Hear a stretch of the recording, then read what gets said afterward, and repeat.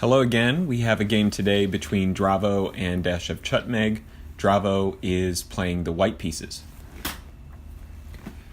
And we're going to start with an uncommon move, which is e3, what is known as the Van Kruijs position, Van Kruijs Opening. e3, it's not a great move. It accomplishes the same thing that e4 does by opening up these long diagonals, but it doesn't take up the space that e4 does. So as a result, it's kind of a weak opening, not recommended. I respond with e5. Black responds with e5 to stake a claim to the center to try to grab some space. I mean, if I could, I would move 3 moves in the opening to try to seal white's position and take away those squares that he can use to mobilize his pieces. So continuation with knight f3, putting an attack on that pawn. I go ahead and defend while also developing a minor piece. The next move is b4, d4. d4 does what e4 should have done, which is to put a pawn in the center of the board. But I'm not really all that concerned about that piece. So I move forward. I pass that pawn and put an attack on his knight. So it takes away this pawn's attacking ability and also puts a tempo on the knight. And now we have an inaccurate move, knight e5. The problem with knight e5 is that it can be taken by my knight, leaving this pawn isolated from the rest of the pawn chain. So any opening where you are putting your pawns at a disadvantaged space when there are plenty of other pieces on the board to get mobilized. Your king could be castled. Your queen can come out to a better square. Really not a great idea. So a better move in this case would have been knight fd2, bringing this knight over with the idea of bringing it at some point over to b3, mobilizing the other knight, attacking my pawn. And the continuation is fairly long, and I'll just skip over it. So I go ahead and take. Again, I want to blow up white's pawn structure, and he does take back, as he should. And I then move queen g5, and queen g5 has 2 purposes. The other option that I would have is possibly to try to get one of my bishops out, try to get maybe my knight over to e7 and then attack the pawn here, but I'm going to be more aggressive with my queen in the opening than normal because of this hanging isolated pawn just a few moves away from becoming a queen. Now there's very little chance that that'll happen, but I want to take that pawn, and I also get the added benefit when I take the pawn of defending my isolated pawn way up here. Not really isolated, but pushed quite far, and that's not exactly where I want my pawn early in the game. So knight c3 was played, attacking that central square, but I'm not concerned because on the next move I'm going to take with the queen, defending that square. And I go ahead and do that. Queen e5. Next move is also an inaccurate move. That's bishop b5. And you'll see the combination that comes down here. Now the problem with this move is that it really doesn't threaten any square that's of value to white at this point. The d7 pawn is defended by multiple pieces. I am really not concerned about his bishop attacking that square, so I don't even have to look at it. The knight is the only piece that is defending that square, and he really can't get any other pieces out to defend it. Maybe queen e2, but that would basically tie the queen to that area. So I follow with bishop f4, and the idea is to remove the defender from this square. I want to attack the king. I want to attack the knight. All right, so I've got 2 different attacks here. I'm pinning the knight, threatening to capture, even though he can recapture. This would be advantageous because, again, this bishop is hanging on b5. So now white makes a blunder, which is to castle. Again, castling is a great idea in the opening game, but not when you have a tactical threat here. And I go ahead and I go ahead and take advantage of it. Now, the queen d4 move would have been a better move. It would have forced me to exchange queens. It would have taken away the threat from this bishop, and it would have... white is still at a disadvantage, but it's only a slight disadvantage. I'm probably going to take this because I don't want to lose my bishop. The queen is also attacking the bishop. The queen is threatening this square along with its bishop. So I'm probably going to attack the queen. He's going to recapture, and then his bishop and knight can work in tandem without the threat of this this roving queen just waiting to snag any material that's left unguarded. So I play the best move, and it is bishop c3, again removing the defender here. He has no choice but to take back unless he wants to lose his knight for nothing. So he does that. Now that exchange does two things for me. It removes the defender, and it also stacks up these pawns. These pawns are not really in a great position to get this bishop out. The bishop, ideally you want this pawn to be on b3, where you can then fianchetto the bishop and then have a really nice defended space for it to attack this weakness on the board. But he doesn't. He's not able to do that because of the exchange that happens on c3. So the next move, of course, is to take with the queen, take that hanging piece. a4 is then played. And he's putting a tempo on the queen. I obviously can't take it because the rook is here defending that pawn. So queen c6 is the next move, bringing the defender back to that e4 pawn. Even though I'm up in material, I want to keep any advantage that I have, especially in the center of the board. This pawn prevents this pawn from coming forward. You don't want to weaken f2, but you want to get this pawn out of the center of the board because at some point I could try to make a move on e3 and then push the pawn for promotion.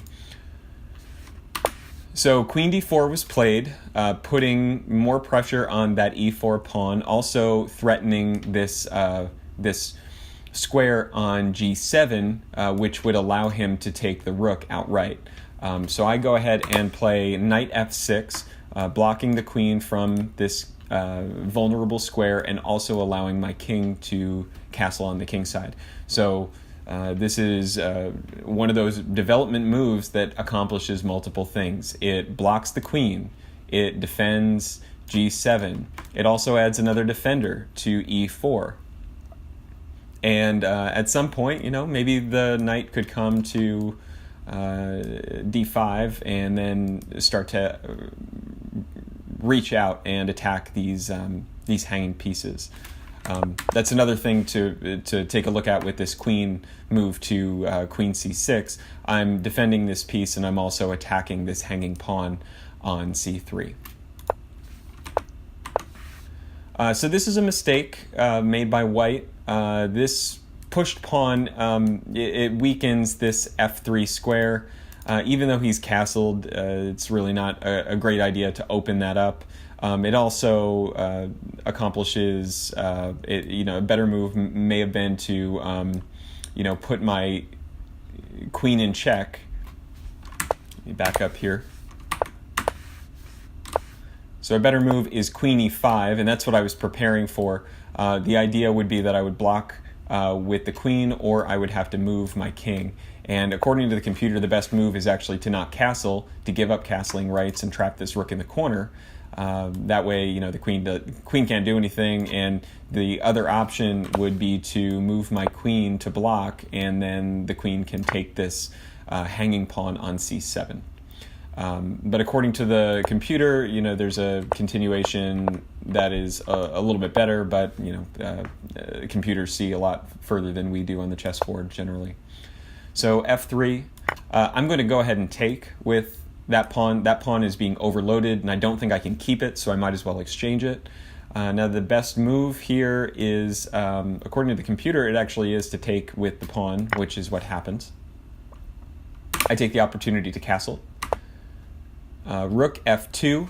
The idea here is maybe to defend this pawn, maybe at some point you can get your bishop into the game and bring the pawn on this doubled square, just providing additional attacker, additional defenders to this vulnerable king. This king has open squares all around it. The rook does not cover this diagonal, obviously. So you got some weaknesses over on the king side of the board, so any way you can get more defenders over there is a good idea. D6 takes away a couple of squares from the queen or from other pieces and opens up this long diagonal. E4 is played. E4 makes the pawn structure a little bit nicer. Bishop H3. Bishop H3, this is a really safe move. Very difficult to get a piece that can attack it in a strong way. This queen is on a dark square, so anywhere it goes is not going to be it's not going to be able to attack the bishop. Maybe it can come down to E3 and then you push a pawn, and maybe the bishop has to move back at that point. But the bishop is in a really nice area. It's taking away this lane. The king really only has one move, and that's H1 if it is checked. So really nice outpost for that bishop. E5, this is a mistake. The best move is bishop G5, threatening to exchange the knight and have a doubled pawn on my F file, opening up my king to attack. And that's probably the only way that white's able to get back into the game. So given that position, E5, I recapture on D5 just because I'm looking to get those open files ready for my rooks to come down after they come to the center of the board. Queen E5 is played. This is a mistake. The best move is Queen E3, remaining a defender of this pawn, followed by Knight D5, forking this undefended pawn and the queen. So the queen could come over, but Rook Fe8 is played. And this is when checkmate becomes unavoidable. The black has an advantage of 19 pawns at this point, or the equivalent of 19 or 20 pawns. So I'm X-raying the queen. E1 is a threat because of this bishop. This bishop is taking away exit squares from the king. So the queen is basically trapped. It's not an actual pin. It's not pinned to the king, but it is in a very critical file for white to defend his king. So obviously you don't want to lose that, so you move your queen back, and it looks like it's a decent move because it's being defended by the pawn, it's threatening the bishop, it's defending the rook, which is only defended by the queen or by the king at that point, and then maybe you bring your bishop back up to where it probably should be, which is threatening to exchange with the knight.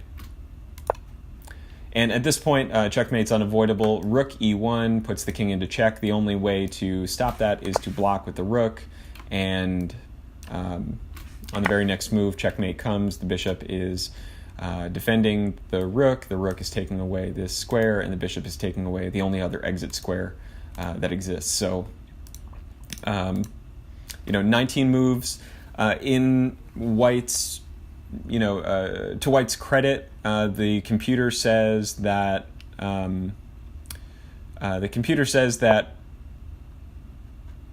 white or that black played no inaccuracies, played no mistakes, and played no blunders through the 19 games. So there really was no position in which white was not facing the best possible move. I have no idea how that happened. It's infrequent, if ever, that it happened. So just a couple of mistakes in this game.